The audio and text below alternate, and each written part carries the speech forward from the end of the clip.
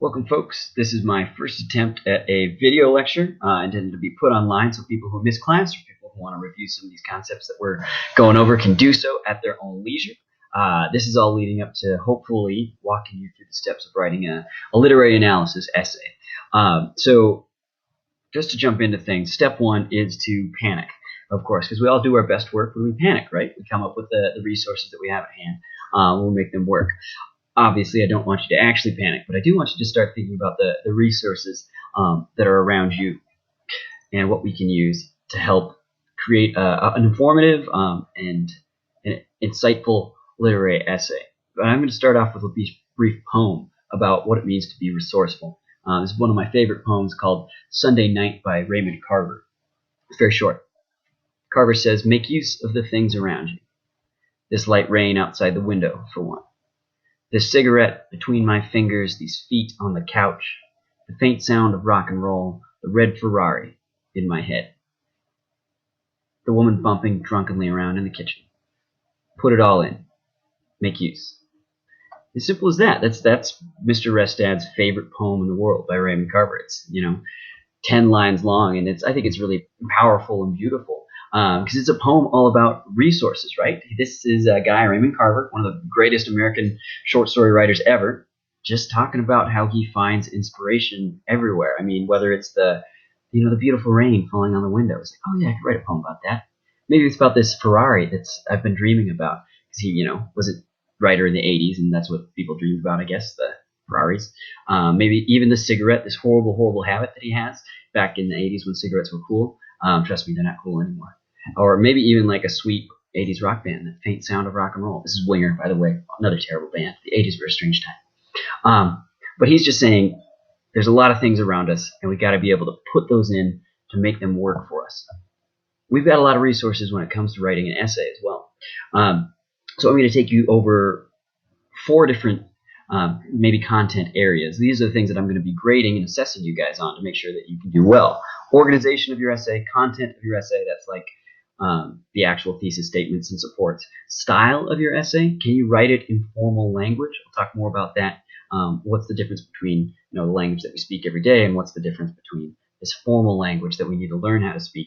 And then lastly, of course, conventions. Can you put commas in the right place? Can you use MLA formatting? Can you spell words correctly?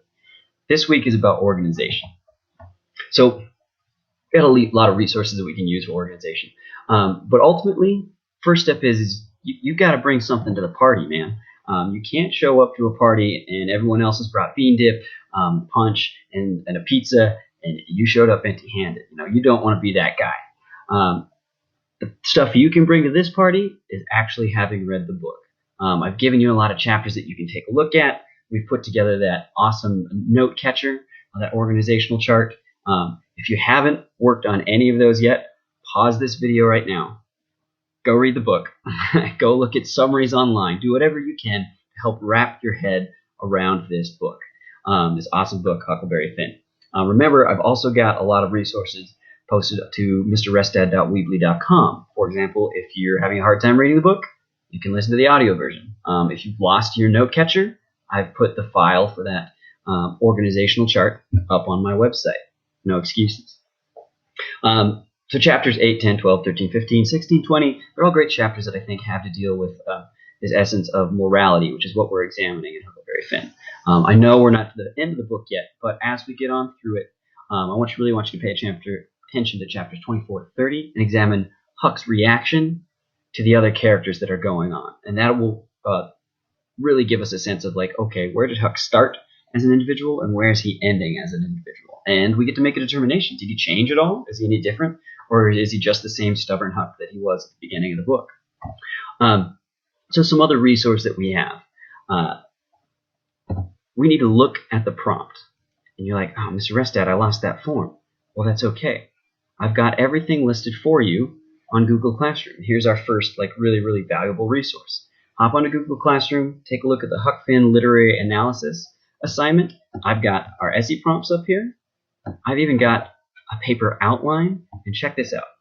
If you click this final link here after you open up the assignment, it will take you to a Google Doc that's already formatted in MLA. All you got to do is replace your name with the fill in the blank stuff here, and you're good to go. 12-point font, Times New Romans, got a header up here. You don't have to think. I'm sick of dealing with MLA stuff. I'm just going to give it to you for this time. Hey, I've even got an outline posted in your assignment. Isn't this handy? So everything that you need is right here. Use this resource. We got the prompts right here. Pick any one that you want, 1, 2, 3, or 4. If you want a challenge, try 2 or 3. I think those 2 are going to be the hardest. And I know I got a lot of folks out there who have capability to write about these 2 prompts. But also number 1, number 4, very, very valid points, talking about the arc of Huck's moral development, as well as, if you want to take it from a different point of view, examine number 4. Take a look at how maybe the Mississippi is sort of an analogy for freedom. We'll talk about that a little bit later. So these are the resources that Mr. Restad has given you. The essay prompts, the paper outlines, the note catchers, all of these things are all linked right here that you could use to write your essay. So when we're writing these essays, we actually need to take a look at the prompt, consider what direction we want to take our essay in. Now, I know we don't have thesis statements so far, but that's okay. That's okay. All we need to do is like put the boat in the water and point the bow. I hope it's a bow. The stern. I don't know. Point the pointy bit downriver, and that's going to get us to where we need to go, or at least floating in the right direction. So take a look at the prompts. Pick one. Get an idea about it. Then start looking at your evidence. Open up your organizational chart, that those note catchers, those things we've been talking about in class, and start figuring out, okay, what pieces of evidence do I need or do I have that kind of support this idea that I've developed? Remember, we only need 3 pieces of evidence. That's all I'm requiring you guys to have. And hopefully by the end of finishing this book, you're going to have 10 or 12. So you're going to have some options. And options are great when we're writing literary analysis. Second thing I want to talk about is really, if you haven't noticed, I put a little elephant in every one of my slides. This is sort of like the elephant in the room, and that's talking about the internet. The internet is a marvelous place. We got to learn how to use it as a tool to jumpstart and broaden our ideas, not a place that's going to stunt them. So I did a little research, and check this out. I go Huck, Finn, and right there, it just pops right up. Huck, Finn, morality essay. The first thing that shows up right here. Someone's written this essay already. Apparently you can purchase it. This is the world that we live in, and I think it would be foolish of me as a teacher not to talk openly about it.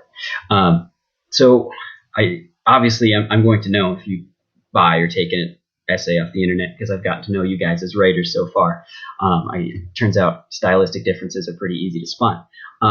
But that's not to say we need to be afraid of these other essays. I think some of the best pieces of writing that I've done have been after I've synthesized a lot of different people's ideas about the same subject, and that really helps me get my head around it.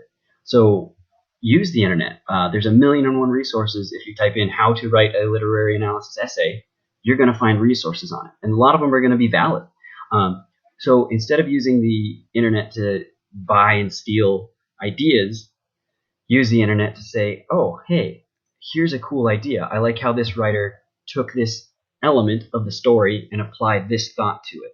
So that's one thing that we can do. We can't steal ideas or words. What we can steal is formats. Like, okay, I don't really get how to go from an introduction to my first paragraph. How does this guy transition? Then how does this person transition? Then how does this lady transition in their literary essays? And sort of as we start reading these other essays, we're going to become better writers ourselves. So that's what I've got for you this week. Put this slide back up here for the last part. Resources for organization. Check out mrrestad.weebly.com. Fill out that note catcher. Keep reading in the book and start looking at Google Classroom. Start seeing if you can use those really handy-dandy outlines and ideas at once. All right, guys. Best of luck to you.